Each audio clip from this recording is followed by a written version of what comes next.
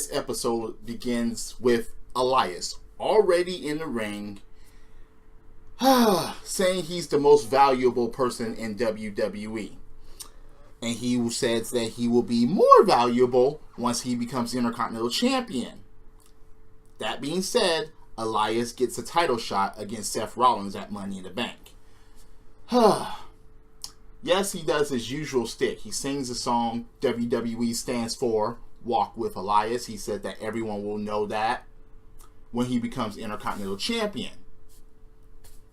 Intercontinental Elias. Honky Tonk Elias. Is that in the foreseeable future? I have no problems with Elias becoming Intercontinental Champion as long as he defends it and as long as he actually gets up in there, kind of like what he does now, and wrestles and actually gets the job done. You can cheat as long as you get the job done alone. That's absolutely fine. I have no problems with cheating. I mean, come on. Wrestling has always been filled with cheaters, but I digress. Seth Rollins actually comes out, and he comes out very slow because of the effects of last week of Elias clunking him with a damn guitar and him tumbling off the announcer's table and just down. He doesn't even waste any time, though, because he just gets a chair, he gets up in the ring, and he challenges Elias, which Elias has his guitar. But to no avail, because chair beats guitar, but Jinder Mahal attacks Seth Rollins from behind. 2-on-1 beatdown, and this was the perfect opportunity. The perfect opportunity for Dean Ambrose to come out, but I guess he's not cleared, which sucks. He's still on the injured list. Roman Reigns comes out and makes the save. And Kurt Angle comes out, and bibbidi boppity boo, he changes into Teddy Long, and we have a tag match, which Elias and Jinder actually win. There kind of should have been a disqualification, though, because the chair entered the match. Wait a minute. So you're telling me that a chair, someone can get DDT'd on a chair and the bell will not ring? It happened right in front of the referee. The referee saw it. I guess that was a mistake. The referee wasn't supposed to see that. I don't know, but Seth Rollins gets DDT'd on top of a chair by Elias. Elias still picks him up and gives him the drift away, and Elias pins the Intercontinental Champion. Alright. Right in front of the ref. DDT on top of the chair. No bell ringage. So Jinder Mahal and Elias have momentum going into Money in the Bank against their opponents, Roman Reigns and Seth Rollins. Is anyone interested in Roman Reigns versus Jinder Mahal? Anyone? I want to know if you're interested in seeing that shit. Many people don't like both of them at the same time. I mean, two WWE champions that really weren't shit to people, Roman Reigns and Jinder Mahal, and now they got them feuding. I don't know. So, there are tacos along tables that were on the ramp. Well, the bottom ramp to the ring. Kurt Hawkins, 199 losses in a row. Since they're in Houston, his opponent is going to be James Harden. But James Harden was a white guy. Well, at least he had a beard, so there was a "We Want Tacos" chant. And Kurt Hawkins says that if he wins this match, everyone gets a free taco. And it looked like that Kurt Hawkins was going to actually win. Until Baron Corbin fucking comes out, gets in there, and gives James Harden an end of days, which prompts a disqualification. Kurt Hawkins actually comes out and challenges Baron Corbin, starts trying to beat him down, but to no avail. Baron Corbin turns the table and literally turns the table and dumps all the tacos on top of Kurt Hawkins, who is now 0-200 in a row. Remember, this guy is a former tag team champion. I remember he was one of the edgeheads with Zack Ryder. What happened to these guys? Wow. Baron Corbin, since they have nothing for him as a wrestler, pretty much, He's the new constable of Raw because of Stephanie McMahon appointing him. So now he's Stephanie McMahon's eyes and ears on Kurt Angle and Raw. Stupid. Just fucking stupid. It's funny because what really started ruining Baron Corbin was that Andre Memorial Battle Royal. And then you have him win Money in the Bank, fail a cash-in, become one of the worst United States champions ever, and now you have this on Raw. Oh, okay, he beat No Way Jose. I remember he even beat The Miz at Survivor Series 1-on-1. Well, 1-on-4, but we got nothing for Corbin. Nia Jax versus Natalya. During this match, Natalya tweaks her fucking knee or ankle or whatever. Right. Yet, she's supposed to be a part of Money in the Bank, and Nia Jax actually beats her with a Samoan drop.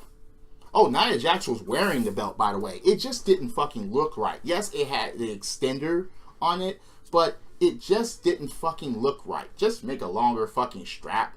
The extender strap, it just didn't fucking look right. Nia Jax trying to wear that belt. She should just keep it on her shoulder or just hold it down, hold it up as she's walking down, looking all mean. But after this match, Nattie was holding her leg, and Nia Jax was even trying to apologize, trying to help. Ronda Rousey was doing commentary, so she comes out, she goes to the ring and pushes Nia Jax back, and Nia just standing there while Ronda Rousey helps Natalya to the back. There was no attack there. I don't get that. If you're gonna try to cement someone here, so Nia she wasn't a bully this week? Anyway, Bobby Roode wants to make history. He wants to win Money in the Bank, duh. Become Universal Champion, duh. And he has a trick up his sleeve to beat Strowman, but his goal is basically to survive Braun Strowman. You're going to try to survive Braun Strowman, but you're set to win Money in the Bank when Strowman is in that match. I understand there are others competing in the match, but still. Strowman versus Bobby Roode. Who do you think wins this match? Braun Strowman does. But they tried to do a display of strength by Braun Strowman that didn't make any sense to me. They had literally an aluminum ladder set up from apron to... Oh, God. From apron to barricade, they had this ladder set up, and Braun, raw, and he hits the fucking ladder, and it splits up, and Bobby Roode and many people in the attendance act surprised. And I'm like, those ladders are aluminum as fuck, not actual steel. So, I don't get that. I don't get why that was supposed to be a type of display of strength or even intimidation. We know he's the monster among men already. So I don't get why they even tried that. Chases Bobby Roode around. He catches up to him when Bobby Roode trips, and he gets these hands, and he gets power slammed, and he gets beat. You know, to try to hype up Braun Strowman to be a winner in this fucking Money in the Bank ladder match, I just don't think... I'm not hearing it. I didn't hear when he won the world's greatest Royal Rumble. Yeah, he's just a giant novelty at this point. Oh, and he became tag champion for a day with a kid. I'm just not... No. Braun Strowman should have been champion already. But they ruined it by keeping the belt on Brock Lesnar. Yeah, I don't know. So he's going to have to win Money in the Bank in order to get a title shot for Brock Lesnar. Brock is barely in attendance, so the person with the briefcase is just going to have to sit and wait if they win from Raw. So, anyway, Kevin Owens doesn't care about the opponents at Money in the Bank and will prove that Finn Balor is an Irish myth. He's been saying that all along, apparently, and he's going to prove it. Why are Nia Jax and Ronda Rousey arguing about trying to take care of Nattie. Why? And Nia Jax, still no attack, still no heelish tactics, but she was a bully last week to Ronda, and now she... Oh, wait, but Nattie is her friend too, and they argue about it, and Nattie just needs time alone, and I'm just like, no, that... Oh, goodness. Bray Wyatt and Matt Hardy, the Deleters of Worlds, give their thoughts on the Battle Royal, which is going to take place to determine who's going to face them at Money in the Bank for the Tag Team Championships. Oh, they do their shtick, all right. Yeah, they'll be deleted. Yeah, they do their shtick. So, I'm not going to describe word for word for Matt Hardy and Bray Wyatt. I'm just not going to do that because, yeah, that interview is out there because they are out there. Wow. From Woken Warriors and Fireflies to the B team actually winning this fucking Battle Royal. The first person that was thrown out was fucking Dolph Ziggler. And he gets back in the ring and him and Drew McIntyre take care of everyone in the fucking ring. And once they went out, I was like, oh no, they're not going to have the Revival win it. They almost had Heath Slater and Rhino win it. But the B team win it. And then they celebrate and then they pretty much go to borderline making love again. Bobby Lashley comes out and he calls out Sami Zayn. And Sami Zayn basically denies it because he doesn't come to the ramp, but he comes to the crowd. And he reads Lashley's quotes from Instagram. He's still trying to say that Bobby Lashley isn't genuine. He isn't real. He's not the guy he says he is. He's a liar. And he actually accuses Bobby Lashley of never serving the country.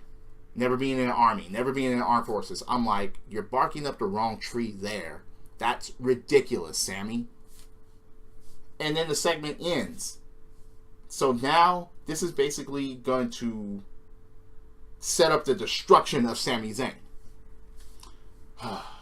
He already addressed his hand, and now this? Anyway, if you would have just went up in there and attacked Bobby Lashley with a chair and actually did some damage, that would actually hype up the feud more. Not talking about Instagram and not saying that he didn't serve in the military. Fuck, man. Have a confrontation. A true confrontation. Not just a handshake and you getting on your knees.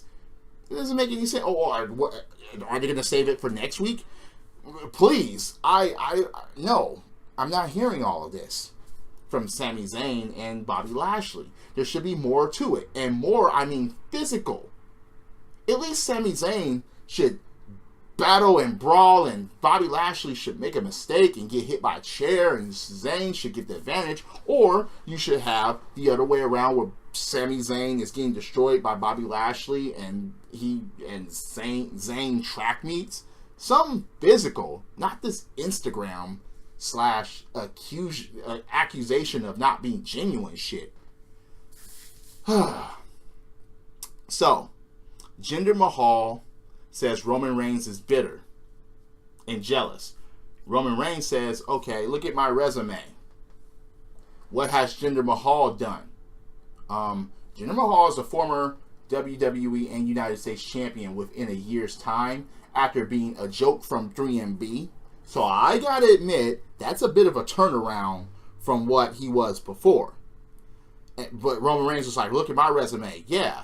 But basically just been given belts, and Mahal once again makes a point that Roman Reigns has had opportunity after opportunity after opportunity. And Roman Reigns basically admitted it. He's like, look at my resume. That's from getting fucking opportunities, from getting all these titles, you idiot. But, lo and behold, Jinder Mahal said you wouldn't be saying that to my face, and Roman Reigns was like, okay, I'll come find you. He does find him, and then a brawl ensues where Roman Reigns gets the upper hand, and then they get separated. Ember Moon, Sasha Banks, and Alexa Bliss face the Riot Squad. What happens? Alexa Bliss gets quote-unquote hurt, leaves, so it's a 3-on-2. Alrighty. So during this 3-on-2 debacle, Bayley's music comes out. She actually hits the ring, gets tagged in, gets in the ring, and actually wins the fucking match. Baron Corbin is right next to Kurt Angle, and he says that win doesn't count. Because where in the rule book does it say that someone can just run in and join the match? Baron Corbin, how long have you been either a wrestling fan or watching WWE or even been a part of it to say that stupid shit? No. You're not going to erase history of WWE or even any wrestling organization doing shit like this and saying that now it's wrong? Oh, and Kurt Angle went to go let them know that, yeah, they didn't win the match. Right before Sasha Banks and Bayley were about to hug it out. So, the reconciliation is postponed. Stupid. Finn Balor versus Kevin Owens. Speaking of stupid, this ends in a DQ. Seriously? You're going to try to hype up a Money in the Bank match with two of the people on Raw, and you're going to, at the end of the show, and you're going to end it with a DQ. Kevin Owens just wouldn't stop attacking Finn Balor, and then he breaks out a ladder and tries to climb the ladder and is scared to do a fucking frog splash, didn't get his balance or whatever.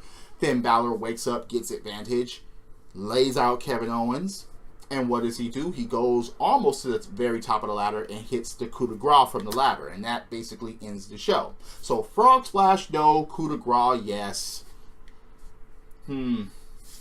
Is this much of the Money in the Bank hype that we need? Or is there... No, there's a lot missing here. There's a lot of confrontation missing from people that should be having confrontations. And then there's just too much BS going on with dick and clit measuring. I'm not feeling this whole Money in the Bank thing because of the scenarios that could come about. Yes, I'll explain that more on my prediction video in a week's time. But, yeah. Anyway, do you agree or disagree with my opinions here? Do you think I'm full of shit? If you do, please leave a comment below. If you feel that way, tell me why. If you're listening to this on Spreaker.com or on Apple's iTunes, once again, thank you for joining along.